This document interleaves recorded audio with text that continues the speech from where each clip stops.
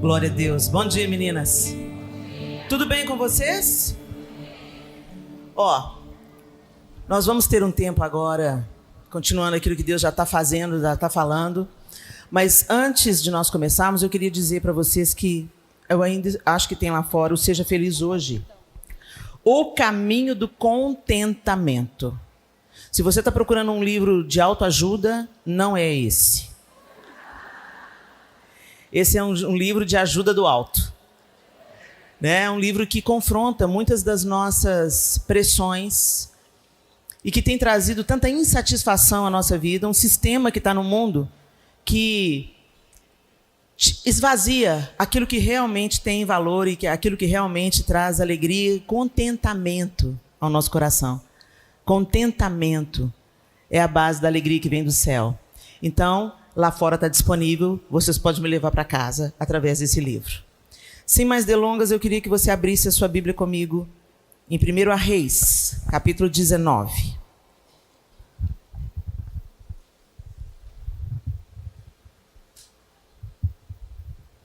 1 Reis 19, a partir do verso 1.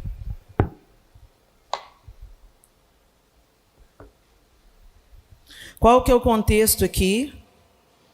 Elias tinha acabado de confrontar os profetas de Baal no Monte Carmelo. Ele tinha acabado de sair de uma intensa batalha espiritual, vamos dizer assim, né? Ele confrontou o sistema que estava enganando o povo de Israel. E ele tem uma disputa ali no Monte Carmelo.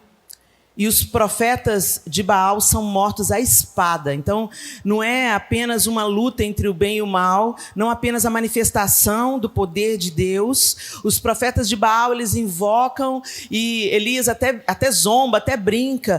Clama mais alto, talvez Baal esteja dormindo, talvez ele foi no banheiro. Clama mais alto aí, né? E depois, quando ele invoca o nome do Senhor, cai fogo do céu, consome tudo em volta do altar.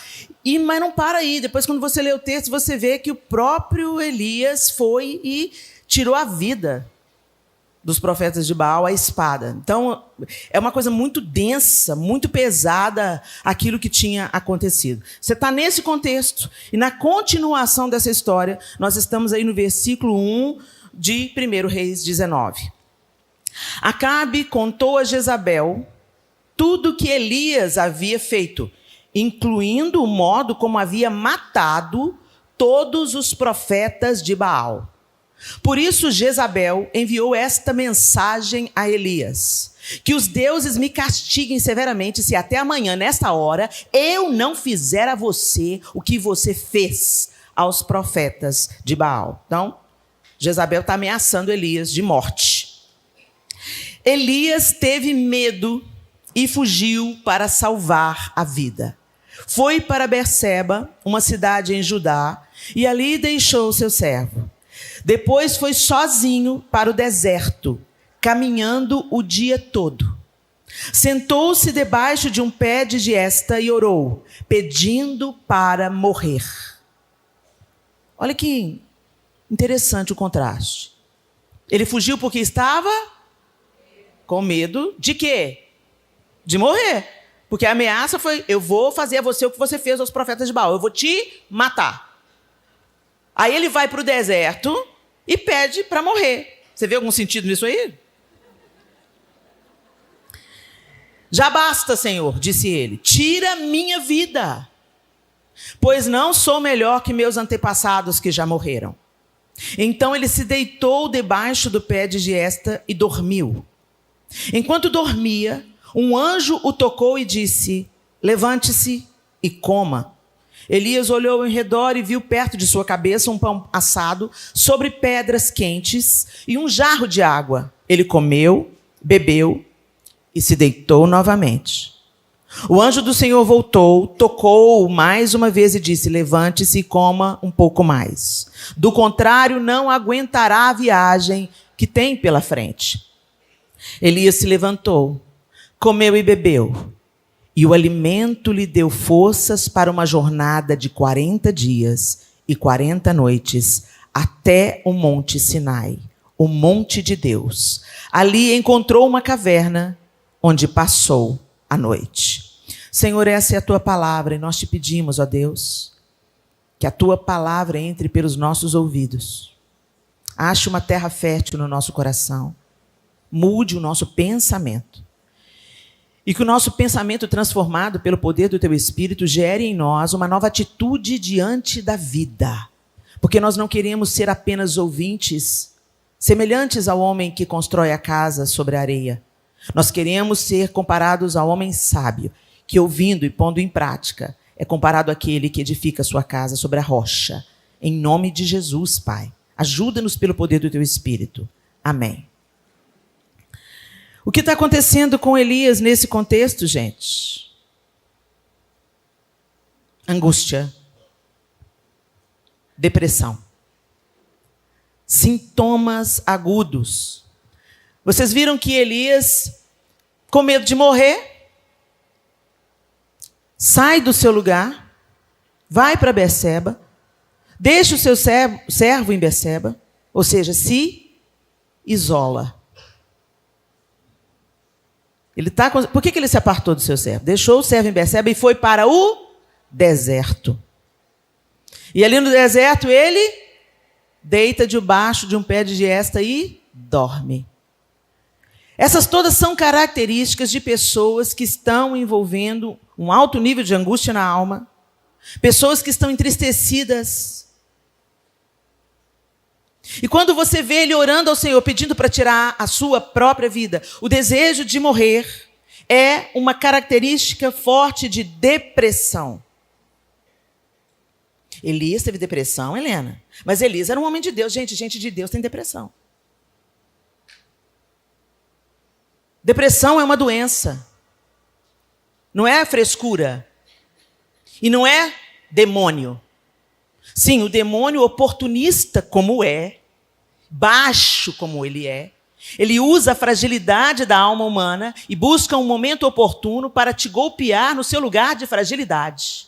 Então, se você está frágil nas suas emoções, você está debilitado na sua alma, é justamente essa brecha, essa oportunidade, essa fragilidade, essa vulnerabilidade que o diabo vai golpear, porque ele é um inimigo baixo. Ele não luta nas regras limpas da guerra. Ele te golpeia no lugar onde você já está enfraquecido. E depois da grande demanda espiritual, tem até uma música da Ludmilla Feber que fala, né? Em tempos de guerra, nunca pare de lutar. Ela começa cantando assim: o que vem para tentar ferir o valente de Deus em meio às suas guerras? Que ataque é capaz de fazê-lo olhar para trás e querer desistir? Que terrível arma é usada para tentar paralisar sua fé. Cansaço, desânimo, logo após uma vitória, a mistura de um desgaste com o contra-ataque do mal, a dor de uma perda ou a dor da traição, uma quebra de aliança que é a raiz da ingratidão. Se você está assim, preste muita atenção, ouça o que diz do coração de Deus. Em tempos de guerra, nunca pare de lutar, não baixe a guarda, nunca pare de lutar. Em tempos de guerra, nunca pare de adorar, libera a palavra, profetiza sem parar. O escape e o descanso, a cura, a recompensa vem sem demora. O escape e o descanso, a cura, a recompensa vem sem demora. Então fica claro para a gente, ele tá nesse momento. Ele acabou de sair de uma grande luta. Então a gente fica fragilizado. Toda a energia foi demandada naquilo. E aí, o ambiente emocional se torna apropriado para a instalação da depressão, da angústia. Nos nossos dias, né? Do pânico, da ansiedade. Porque esse é o inferno. Ele vai esperar um momento apropriado e, como um parasita oportunista, ele entra te sugerindo: morre, tira a sua própria vida. Essa vida não tem jeito. Olha aí, Deus não ouviu sua oração. Onde que está Deus no meio dessa angústia? O mentiroso começa a exercitar as suas mentiras. Outros sinais de angústia profunda e depressão, a gente vê aqui, o próprio Jesus, gente, na sua perfeição e santidade, na nossa roupagem humana, ele sentiu angústia até a morte no Getsemane. Os cientistas dizem que quando um ser humano chega a suar sangue, é o estado mais profundo de angústia que o ser humano pode chegar, que faz pequenos vasos que são mais superficiais arrebentarem e ter essa sensação de transpiração, sangue. Então Jesus experimentou também um grau de angústia profunda no Getsemane. Jesus estava endemoniado, gente? Não.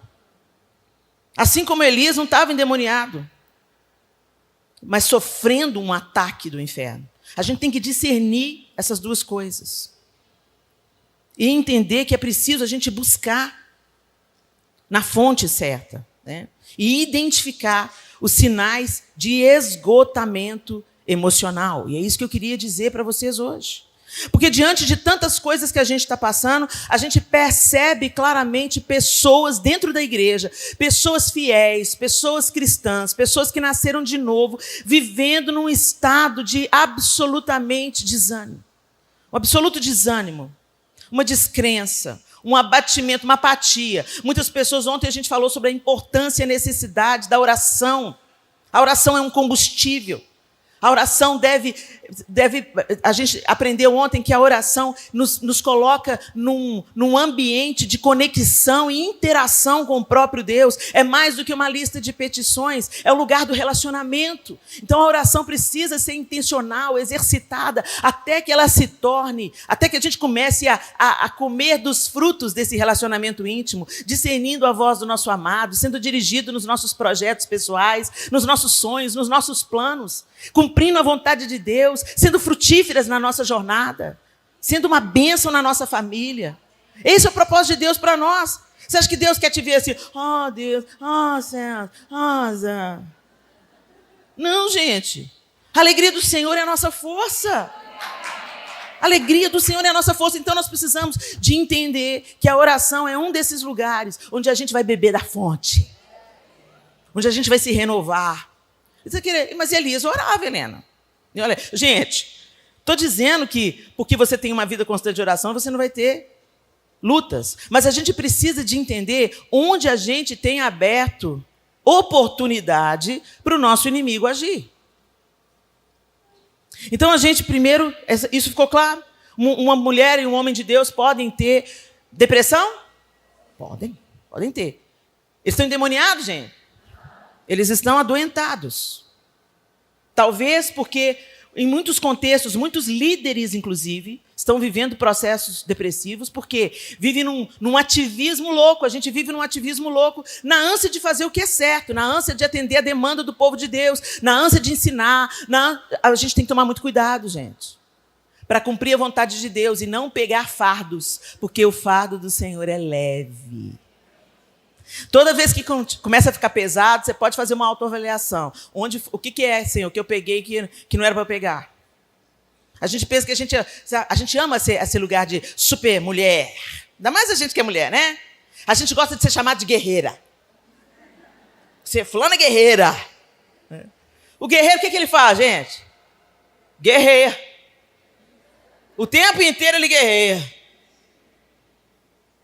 A gente pensa que é uma virtude, mas será que é mesmo uma virtude? Sim, eu tenho que estar com a armadura, eu tenho que estar pronta para a batalha. Mas eu tenho que estar guerreando o tempo inteiro? Vai lutar as guerras que Deus tem para você lutar. E tem gente que não faz nada e fica insuflando. Vai lá, faz lá, fala lá. O povo te escuta, vai. E aí a bobona pensa, eu vou. E ela que se lanha toda. Então a gente tem que ter discernimento, qual que é a vontade de Deus para nós, qual que é o nosso propósito, o que Deus quer que a gente faça. E para isso a gente tem que habitar o lugar da oração e da comunhão absoluta com Deus e com o Espírito Santo. Amém?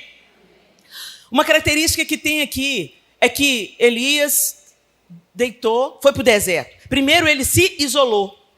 Quando você não quer ver gente, quando você não quer estar com gente, quando você foge das reuniões de família, quando você fala assim, não quero culto não, vai ter um tanto de gente lá, eu vou assistir pela internet.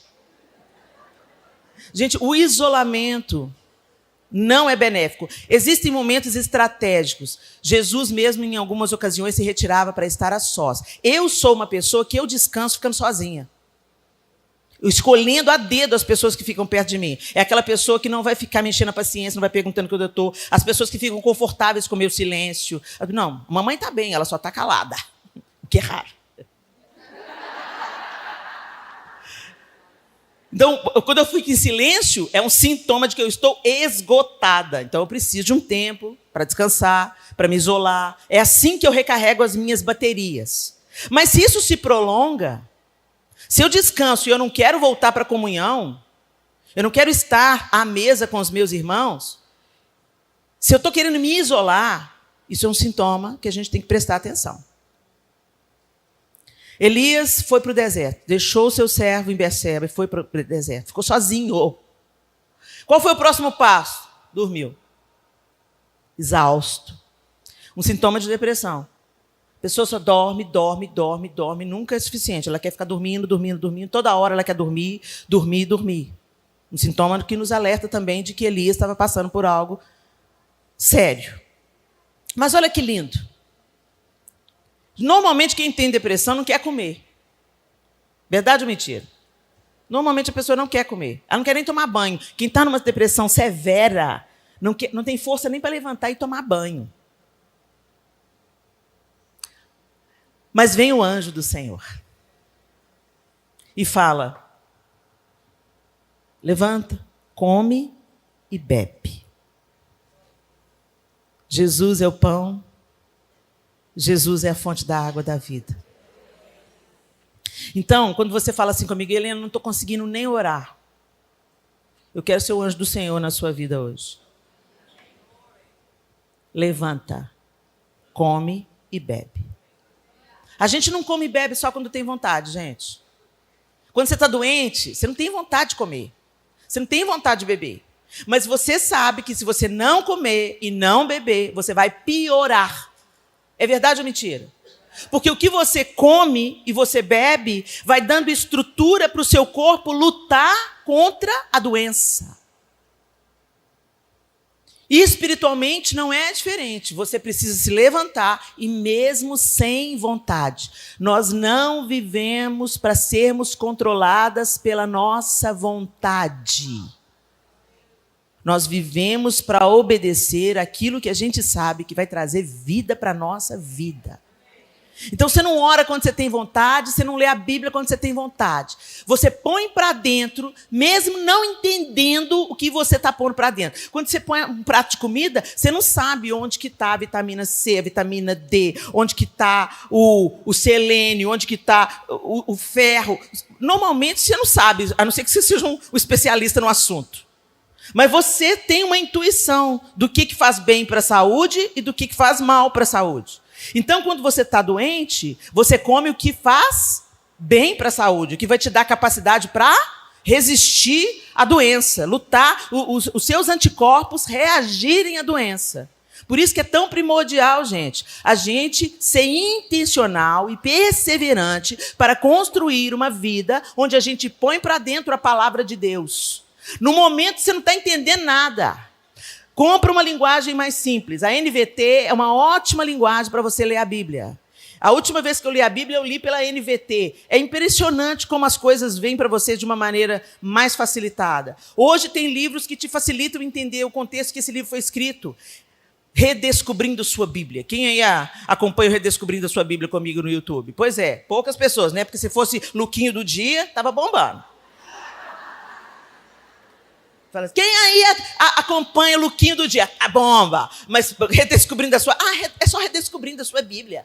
Luquinho do Dia não vai te manter firme no dia mau.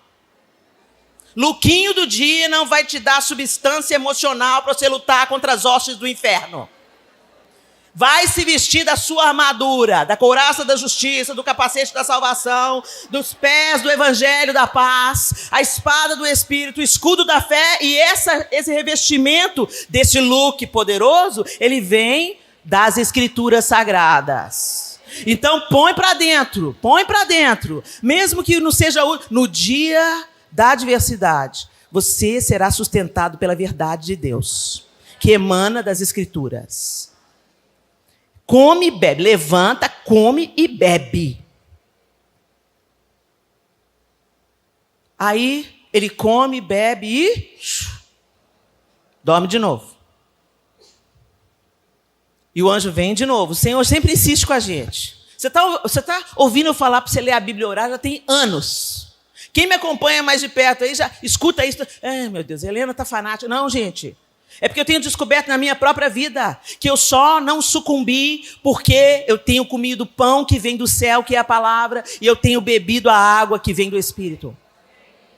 O rio de Deus é que nos mantém firmes. Não é porque a gente é boazinha. Helena, às vezes algumas mulheres chegam para mim, Helena, você é tão forte, tão admirável, você sabe de nada, inocente. Minha força vem de um Deus que faz milagres. Minha fé está além do impossível.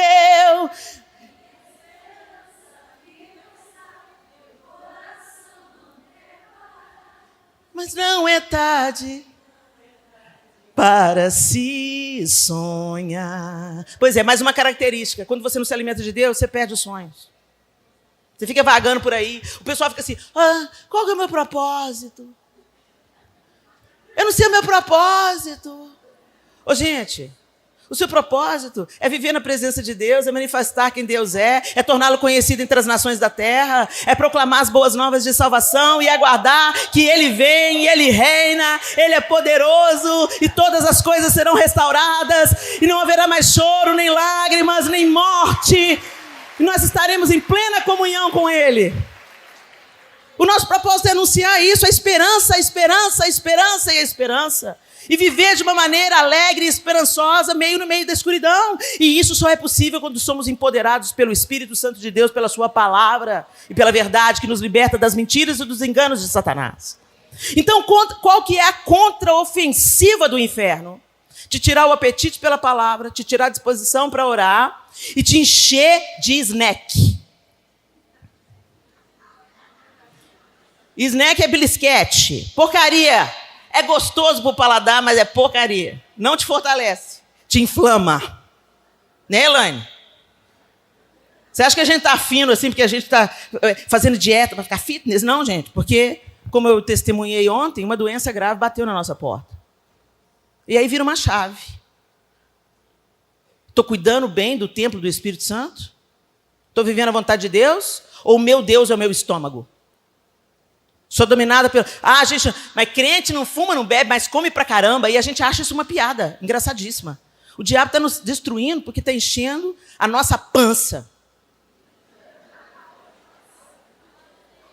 Não levo eles para o pecado do adultério? Não consigo fazer ela sucumbir à pornografia? Eu não consigo mexer nessa estrutura aí da mentira na vida dela e da verdade? Então, peraí. Deixa eu pôr na frente dela um prato que ela gosta. E açúcar vicia mais do que cocaína. E a gente fala mal dos viciados, mas não deixa o açúcar de jeito nenhum. Porque a gente tem crise de abstinência. Não posso parar de tomar café, Helena. Dá uma dor de cabeça, Helena. Crise de abstinência. O que será que o apóstolo Paulo queria dizer quando o Deus deles é o ventre? É brabo, né, gente? Eu sentia brabeza lá em casa. E aí o que eu descobri? Que eu estava exausta. Eu queria parar de ministrar, queria parar de viajar, porque o meu cansaço estava enorme. Eu estava toda inflamada. Eu estava com um esgotamento emocional. É isso que o diabo quer. Ele quer te tornar inútil. É questão de vida ou morte, gente. Esse congresso chama cura. E a gente vai sair curado, amém?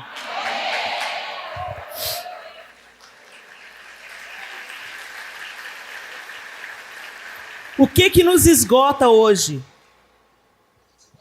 O que nos esgota hoje? Além dessa inanição, né, por falta da palavra, da vida de oração. E não, gente, porque a vida de oração e leitura da Bíblia, ela pode ser incompetente. Se você faz só para dar o check na sua espiritualidade fake. Porque tem gente que lê a Bíblia, mas não muda. Tem gente que ora, mas continua com o coração peludo. É porque faz só para cumprir o protocolo e dizer, olha como é que eu sou espiritual. É o espírito do farisaísmo. Não, gente, a gente vai para a oração e pela palavra motivados pelo nosso amor a Deus. Eu quero estar no lugar da comunhão, eu quero estar no lugar do relacionamento. Hoje, gente, tem vezes que eu estou lendo a Bíblia, eu fico tão fascinada. Uau, Deus só falou isso 400 anos antes. Uau! Um Deus verdadeiro que desenha o plano no Antigo Testamento e cumpre no Novo Testamento. 1500 anos para escrever a Bíblia. 40 autores diferentes. E é uma narrativa linear, perfeita. E os filhos do capeta dizendo assim, não, a Bíblia não é toda a palavra de Deus. A Bíblia é um livro sobrenatural. A Bíblia é a palavra de Deus. E o Senhor... Não, mas teve alguns livros, os apócritas, os hipócritas, os apócrifos. Não é bem assim. Os homens é que decidiram. Foi um homem que morreu na cruz. Foi os homens que anunciaram os evangelhos.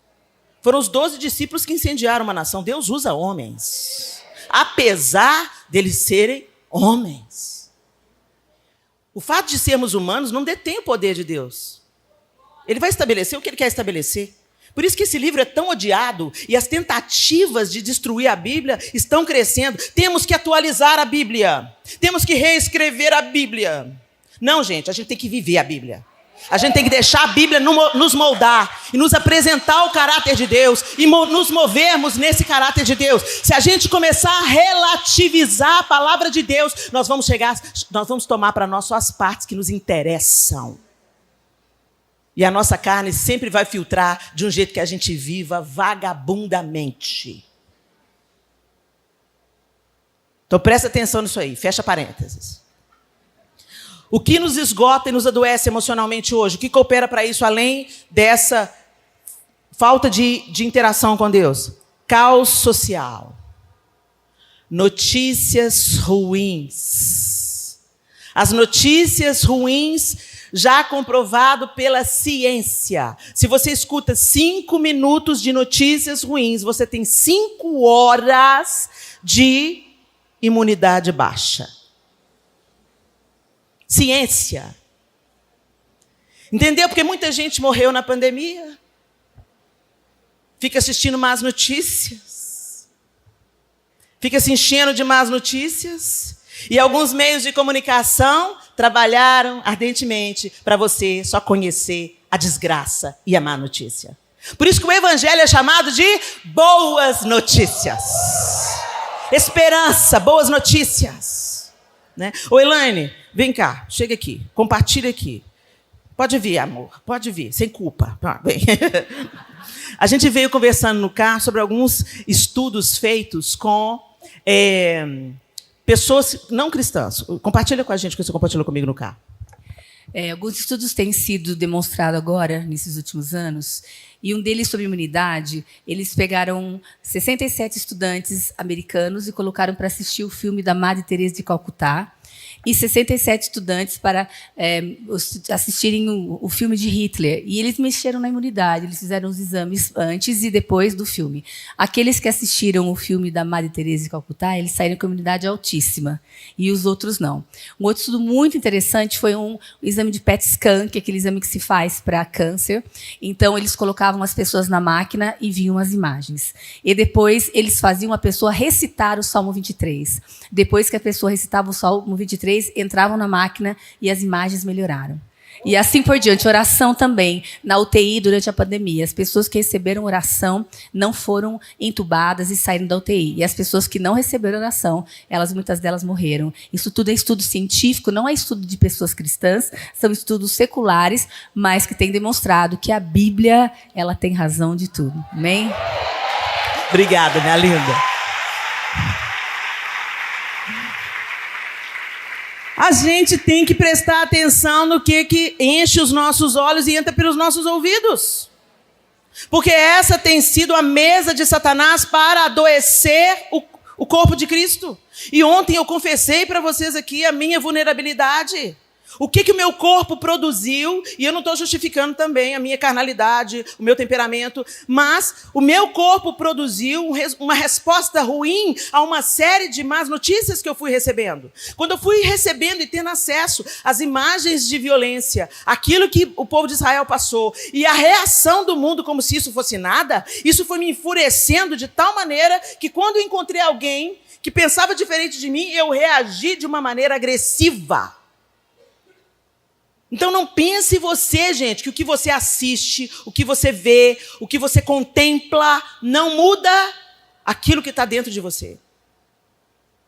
Você pensa, você recita o Salmo 23, o Senhor é o meu pastor, nada me faltará. Ele me faz repousar em pastos verdejantes. Você começa, e isso muda um exame de imagem. Você ora por uma pessoa, você impõe as mãos sobre uma pessoa e ora por ela. Isso melhora a resposta dela a uma enfermidade. Estudos científicos, isso sem mostrar o que a gente sabe que acontece no mundo espiritual. A gente crê nisso. Mas a gente se alimenta do caos social. Tem crente que adora ver programa sensacionalista. Tem gente que busca, e hoje nós temos muito mais informação do que a gente tinha há 10 anos atrás. Antes você tinha notícia no final do dia, no telejornal. Hoje você está na palma da sua mão, em tempo real, com notícias do mundo todo. E grande parte dessas notícias são notícias péssimas. A guerra, a opressão, o crime, a maldade está vencendo, a injustiça está vencendo. E a gente vai pondo isso para dentro da gente, e a gente vai ficando entristecido, a gente vai ficando fragilizado. E aí o inferno prepara o terreno e vem e começa a plantar alguns pensamentos em você. Está valendo a pena mesmo se vir esse Deus? Esse Deus não está fazendo nada. Se Deus é tão amoroso assim, por que vocês estão assim vivendo isso tudo? Por que você está passando por isso? Deus não é amor. Outro fator é o fator escatológico. Tem gente aí que só fica assistindo as notícias das escatologias. Ô, gente, e é para a gente ler o Apocalipse e ter esperança. É para a gente ler o Apocalipse, Jesus está vindo aí, a bagaça vai consertar, Jesus vai debelar o mal, Jesus vai acabar com isso tudo. Não, a gente lê a Bíblia e ao invés da gente lembrar de e já não haverá mais lágrima, nem dor, nem pranto. E haverá uma grande multidão de branco dizendo, digno é o cordeiro que foi morto de receber. Gente, a gente fica, nossa, os cavaleiros do Apocalipse, a desgraça, a tragédia, abriu um selo, quebrou um selo, ai meu Deus, é agora, é a guerra, é Gog e Magog, não é Gog e Magog, e os canais do YouTube que falam sobre isso, tá só bombando, e os crentes se alimentando de desgraça, de tragédia, e fazendo estoque de comida, e pensando no abrigo antinuclear. Não, gente, é tempo da gente engrossar as fileiras do Evangelho, é tempo de você usar a sua rede social, encorajar o povo a ler a Bíblia, evangelizar. Agora é que a gente tem que ir falar a esperança, Jesus Cristo, Jesus Cristo, Jesus Cristo. Mas a gente está ficando, ai meu Deus, será que eu aguento? Senhor, eu já vi crente falando, Jesus, você podia me recolher antes? Porque eu não vou ter estrutura para ver isso não.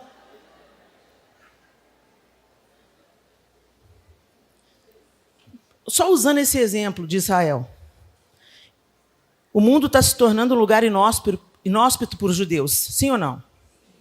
várias manifestações em muitos países, atacando os judeus, encurralando os judeus nas universidades. O que está fazendo? O que você vai produzir? O que vocês acham que você vai produzir? A volta em massa do povo de Israel para a terra deles. Isso é cumprimento de profecia. Deus zela pela sua palavra e Ele vai fazer com que ela se cumpra. A gente não sabe os meios que Ele vai usar, mas Ele vai fazer com que ela se cumpra. Então, ao invés da gente colocar o olho no desespero, a gente vai colocar o olho no que o Senhor está regendo a história humana. Ele não está medindo força, Ele não está num cabo de guerra com Satanás, não, gente. Ele é criador, Satanás é criatura. Ele não está num cabo de guerra com Satanás, Ele é poderoso. E se a gente está passando pelas coisas que a gente está passando, isso, inclusive, tem que servir para tirar a gente desse evangelho mimizento, autocentrado, egoísta, e a gente entrar e engrossar as fileiras. Vamos anunciar o evangelho para nós abreviarmos a vinda do nosso Senhor Jesus Cristo. Outro fator é o fator psicológico. Várias disfunções psicológicas estão sendo já diagnosticadas no nosso meio. As pessoas estão se tornando emocionalmente frágeis. Tem gente que aguenta mais o trampo, tem gente que não, porque cada um de nós é muito individual. Cada um tem uma estrutura. Então não dá para se dizer, fulano é muito molenga. Não, é a estrutura dela. Tem gente que vai guerrear batalha, literal, batalha mesmo. Vai matar a gente, entendeu? Sente, mas volta, mas é um guerreiro. Tem uma estrutura de guerreiro. E tem gente que é só coração. Se vai para uma guerra dela, vai matar, vai morrer. Se volta para casa, nunca mais vai ser uma pessoa normal. Fica disfuncional, emocionalmente disfuncional. Porque cada um de nós tem uma estrutura psíquica. Então, a gente tem que entender, quando a gente está apresentando sintomas, e buscar ajuda. Psicólogo, psiquiatra? Isso não é de Deus, não. Se você tem um problema no coração, você não vai buscar um cardiologista? Por que você acha que Deus deu sabedoria ao homem, conhecimento ao homem, para ele fazer psicologia e psiquiatria? Porque ele sabe que nós estaríamos inseridos em um tempo muito difícil, de muitas demandas, e que nós precisamos de ajuda. E está tudo bem precisar de ajuda. O que não está tudo bem é você ir varrendo a sua dor para debaixo do tapete, fingir que não está acontecendo nada, e depois mandar uma bala na cabeça. É isso que não está bem, gente. Não é frescura, não é falta de espiritualidade você procurar fazer terapia. Não é frescura, não é falta de... Se o seu psicólogo falar assim, olha, você está num estado agudo de autodestruição, você precisa de uma ajuda medicamentosa, você precisa de um psiquiatra. Psiquiatra? É médico de doido. Não, é médico para você não ficar doido. Amém? O fator físico. O que acontece? Quando nós estamos com os nossos hormônios em desequilíbrio, quando nós estamos com o nosso corpo inflamado, o cérebro não está fora do corpo, não, gente. Se o meu corpo está inflamado, o meu cérebro está inflamado. Os meus nervos estão inflamados, meus músculos estão inflamados.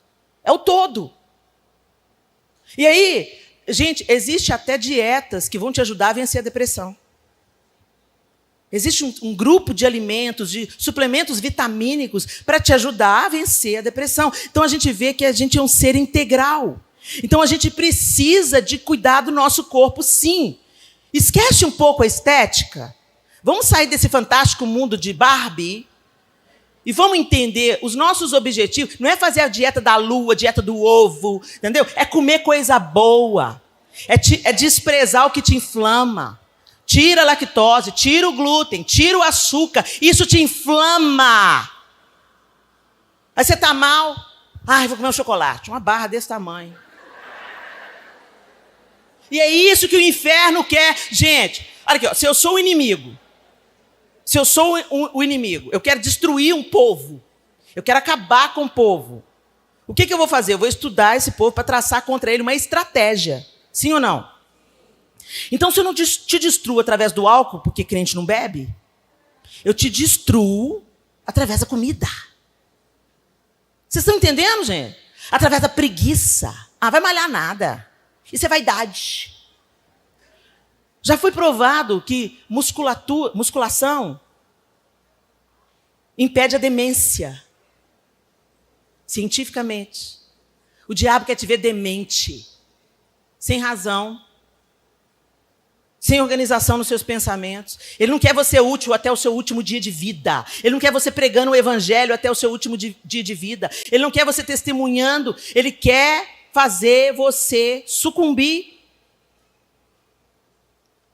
Se a gente não consegue lutar a batalha contra o garfo, você quer vencer o diabo?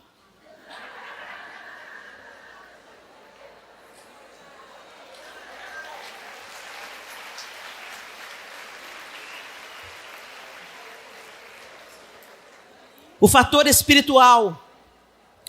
O mundo espiritual é uma realidade. Há uma guerra constante entre a nossa carne e o nosso espírito, que foi regenerado em Deus. Nós não temos apenas um espírito humano, nós temos um espírito humano selado pelo Espírito Santo de Deus. O mesmo poder que ressuscitou Jesus dentre os mortos habita em você. Entendeu como é que nós somos indesculpáveis? Por isso que a gente é orientado, não apagueis o Espírito. Não, em outras traduções, não entristeçais o Espírito Santo. Então, quando a gente deixa a nossa carne governar sobre o nosso espírito, nós estamos entristecendo o Espírito Santo. Nós estamos apagando o poder do Espírito Santo. E essa guerra contra a carne e o espírito, ela é diária. Então, você precisa nutrir o seu espírito e matar a sua carne de fome. Por que vocês acham que foi instituído por Jesus o jejum? Quando tem as orientações para o jejum, Jesus não fala assim, se vocês um dia quiserem jejuar. Não, ele fala, quando vocês jejuarem. Porque ele falou assim, um dia o noivo será tirado, e então jejuarão. O povo perguntava para Jesus, por que seus discípulos jejuam e os discípulos de João Batista jejuam? Ele falou assim, porque tem razão para jejuar enquanto o noivo está com eles? Não, mas o noivo vai ser tirado. Então vocês jejuarão até que ele volte.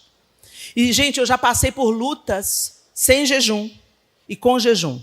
E eu vi, na prática, quando eu jejuo, o meu espírito fica forte. Eu reajo de uma maneira diferente às intempéries da vida.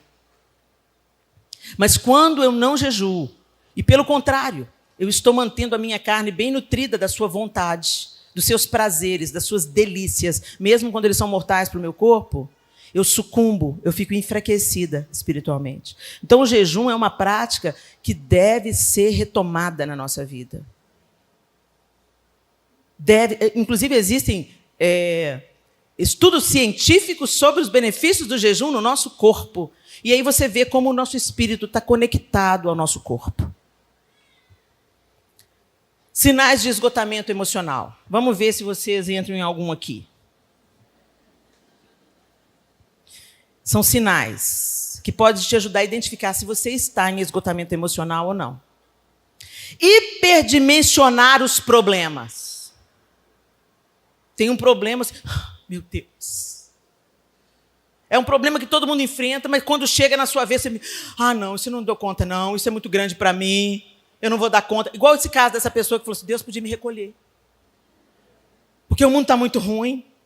Você ficou sabendo o que aconteceu? Você viu a sentença que saiu para fulano de 17 anos de cadeia inocente?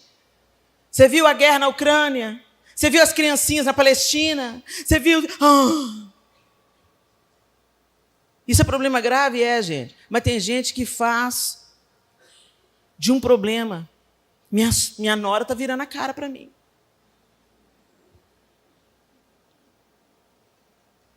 Minha irmã fez fofoca com meu cunhado. Aqueles problemas que a gente lida na família, aquelas picuinhas, aquelas bobeiras, e de repente aquilo te paralisa. Vira uma guerra mundial dentro de casa. Hiperdimensionar os problemas e minimizar as coisas boas. Respira aí. De novo. Você acordou hoje. Você está respirando sem a ajuda de um aparelho. Vocês estão me vendo? Estão me ouvindo? Às vezes não com seus ouvidos, mas pelas mãos de uma tradutora. Olha que bênção. Gente, nós temos muitas dádivas. Mas a gente trata como uma coisa comum. Quem levantou hoje e foi no banheiro sozinho? Ninguém? Você fez xixi sozinho? Que bênção. Quando você tem sede, você toma água? Tem água para tomar? Que privilégio. Quando vocês saírem daqui, vocês vão almoçar? Oh! Parece ordinário? Mas tem gente agora que não tem comida para comer. E não sabe quando vai comer de novo. Agora, no mundo, nesse mundo que a gente vive.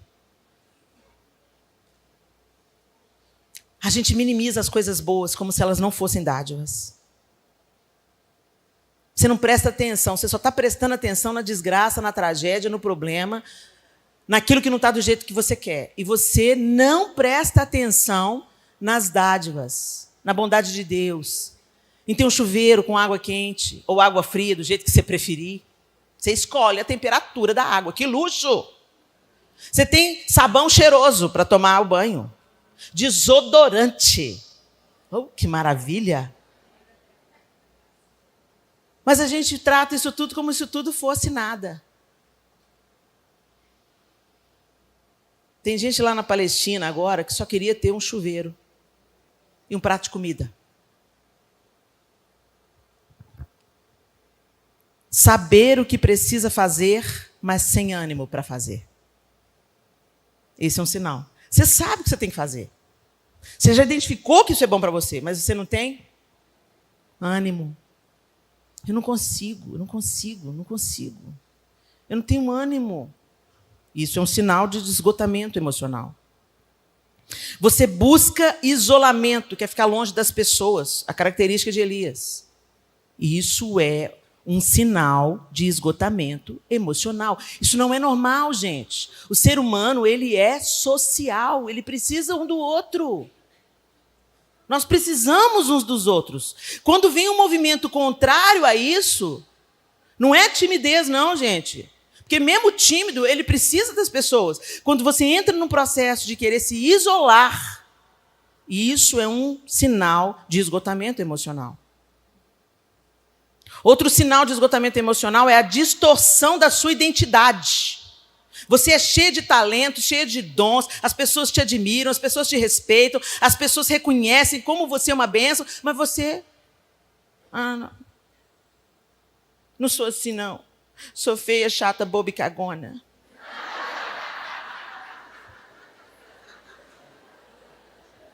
É uma distorção da sua identidade, de quem você realmente é. Sabe? Fica, arrastando um defunto emocional, fica, ai, meu Deus, mas por que eu sou assim? Mas por quê? Ok, gente, a gente não é perfeito, não, mas o Senhor quer nos aperfeiçoar, nós estamos no processo. Humildade não é ficar assim, oh, vida, oh, céus, oh, azar, autoflagelo, isso não é humildade, não, gente. Porque o autoflagelo é você no centro do mesmo jeito, é a outra face da mesma moeda, que é o orgulho. Tem tanta gente, tanta mulher linda, falando, eu sou horrível. Hoje você está falando muito de autoestima, né? Autoestima. A nossa autoestima, gente, ela pode ser consertada por um banho de loja, uma cirurgia plástica e um cabeleireiro, mas isso não cura a sua identidade. Você pode mudar o que for para o lado de fora, é temporário, é band-aid. O que cura a maneira como a gente se vê é a nossa identidade alinhada pelo Senhor, por Deus. Nós entendemos que somos filhas de Deus. E um sinal de esgotamento agudo é a afetação da nossa fé. Quando a gente passa a desacreditar. Será que Jesus veio mesmo? Será que eu não estou num devaneio coletivo? Será que isso não é um surto? Será que eu não estou no estado de negação? Será que o povo que está lá fora vivendo a vida doida, será que eles que estão certos? Gente, isso são conflitos que passam pela mente de quem está em esgotamento emocional e tem fé. A gente começa a colocar em xeque. Será que eu creio nisso mesmo? Será que é isso tudo mesmo? Será que Deus faz milagre hoje mesmo? E às vezes a gente vê maus exemplos e firma a nossa fé nos maus exemplos. Mas tá vendo? O outro lá, era pastor, mas matou a mulher dele. Gente, Jesus disse que os bodes e as ovelhas estariam juntos, que o joio e o trigo iam estar juntos, e quem faz a separação é ele. Se o outro não está vivendo uma vida santa, se o outro não está dando fruto, isso não pode afetar aquilo que o Senhor fez por você, a pessoa de Cristo, quem Ele é, a sua verdade. Mas quando você está num estado de esgotamento emocional, você fica com a sua fé abalada. E existem 3 sintomas físicos que também são sinais de esgotamento emocional. Dormir mal. Quando eu falo dormir mal, gente, é insônia ou dormir demais. Isso é sinal de esgotamento emocional. Quando você não consegue dormir, chega de noite, você fica igual um zumbi pela casa. Ou então, quando você dorme com várias interrupções no seu sono, você não tem um sono de qualidade, e aí isso gera uma vontade de dormir durante o dia.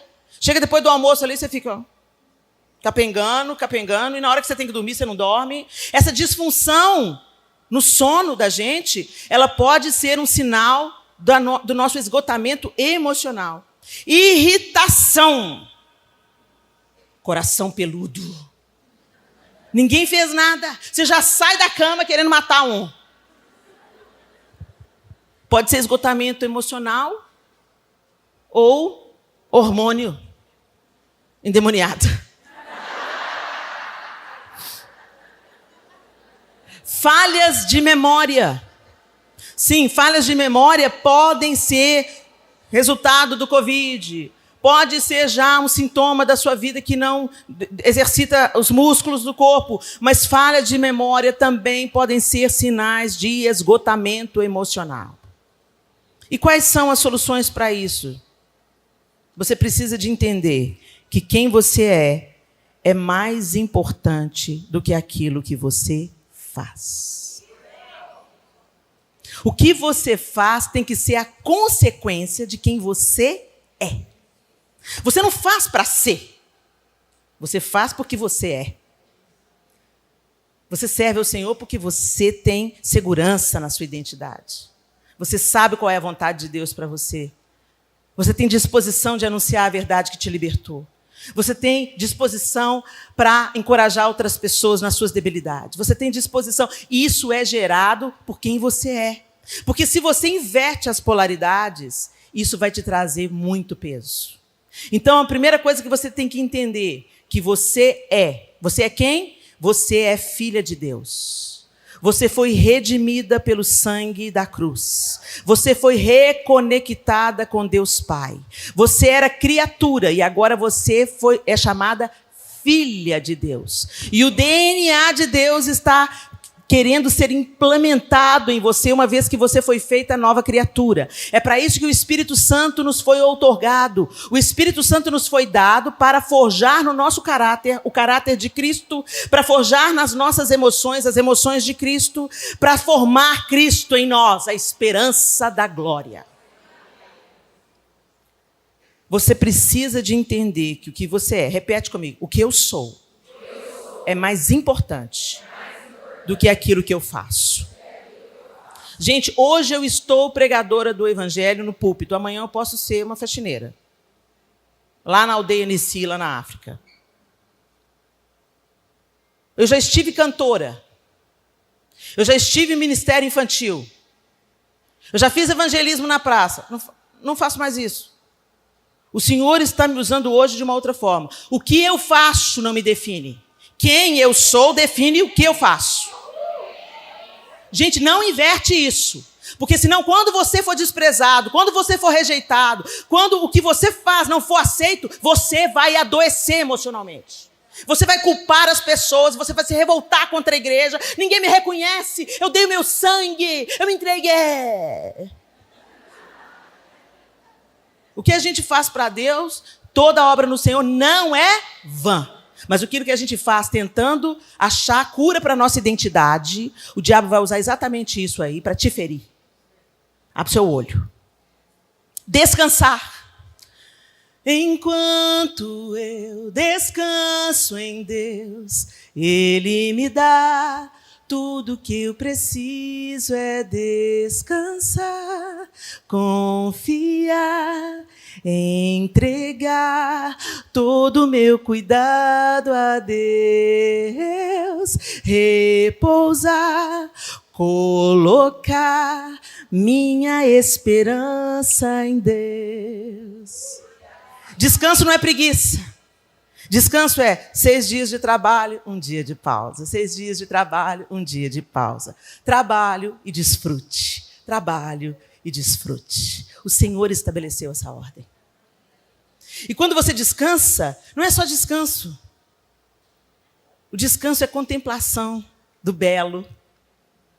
Quando você para diante de um pôr do sol, né?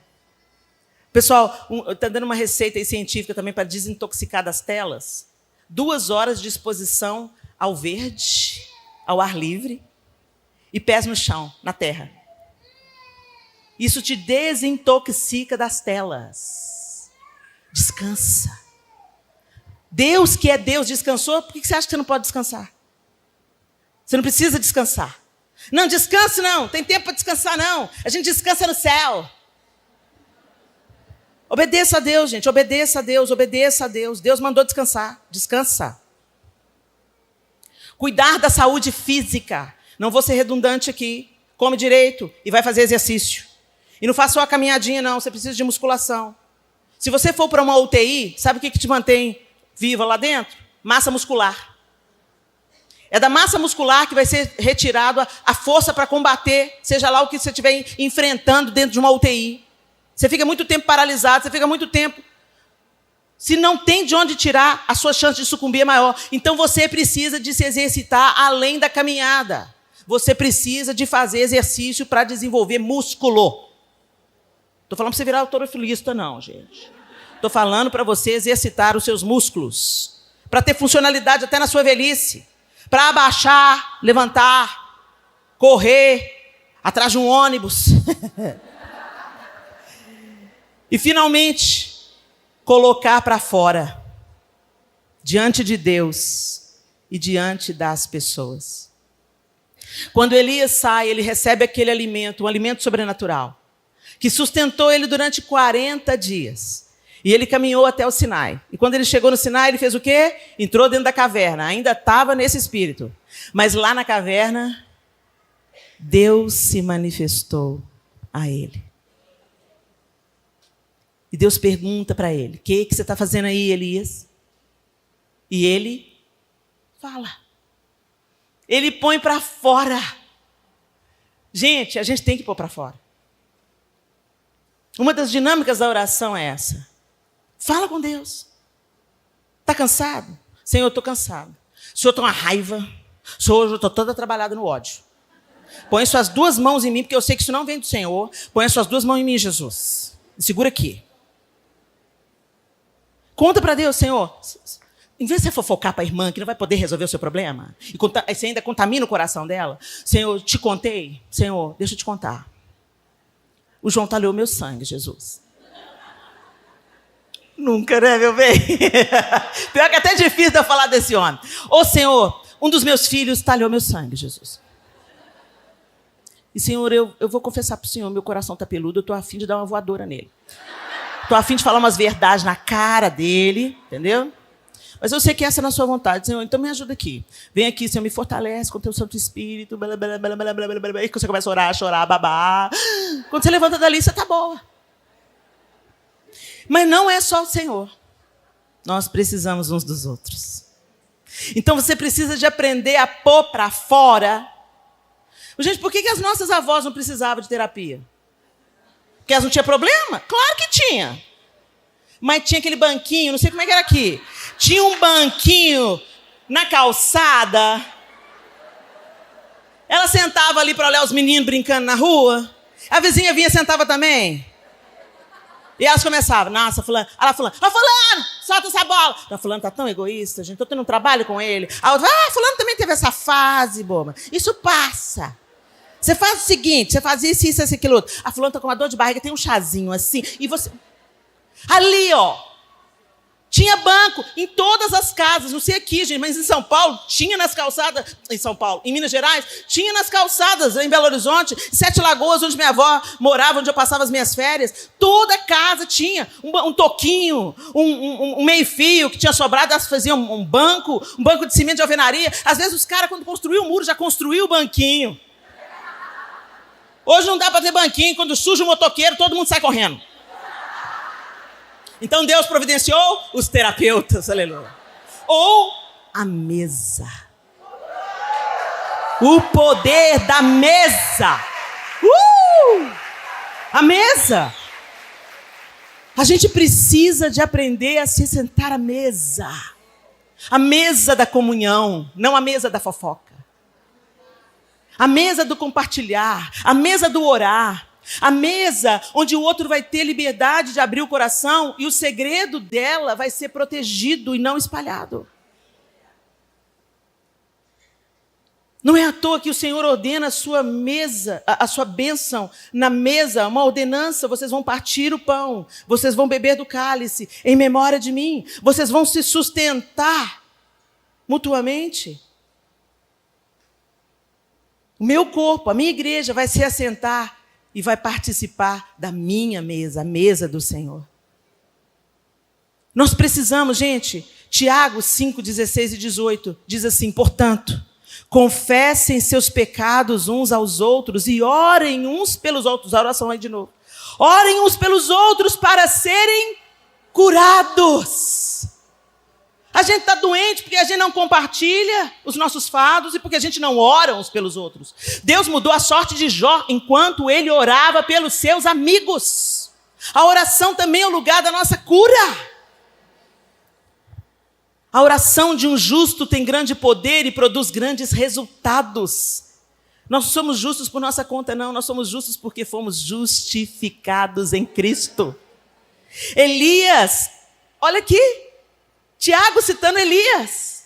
Elias era humano como nós. E, no entanto, quando orou insistentemente para que não caísse chuva, não choveu durante 3 anos e meio. Então ele orou outra vez e o céu enviou chuva e a terra começou a produzir suas colheitas.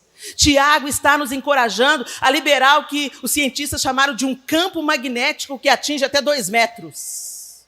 Se sente na mesa, conversa o que edifica, e orem uns pelos outros. Confessem as vossas culpas. Crie um ambiente na sua casa de ouvidoria, de poder falar. Você sabe em quem você pode confiar. Gente que já te deu sinais de maturidade na fé. Gente que vive uma vida coerente. São poucas, mas elas vão se tornar mais, porque você vai ser transformada, amém? E aí você se cerca dessas pessoas e você vai colocando para fora. Coloca para fora. Que o que você não coloca para fora adoece suas emoções, que adoecem o seu corpo. Tantas doenças psicossomáticas. Não menospreze o poder de uma alma ferida. Ela tem um poder destrutivo enorme. Por isso que o Senhor instituiu o perdão, a confissão, para que a gente caminhe curadas e curando, em nome de Jesus. Feche os seus olhos. O Senhor está nos alertando, nos chamando a atenção, apontando para o remédio que Ele é. A palavra de Deus é remédio. É a palavra que nos instrui a confessarmos os nossos pecados, as nossas faltas, as nossas debilidades. É a palavra que nos instrui a orarmos uns pelos outros. É a palavra que nos instrui a buscarmos a mesa da comunhão. Em tantos trechos, Jesus fez milagres à mesa. sentado à casa de um pecador, à mesa da casa de um pecador. Lá em Apocalipse ele fala: eis que estou à porta e bato, se alguém abrir, eu entrarei e cearei com ele e ele comigo. Fala da comunhão da mesa. O Senhor está nos chamando para uma vida diferente, e eu quero usar esse momento para você fazer uma análise. Feche os seus olhos. Procure não se movimentar.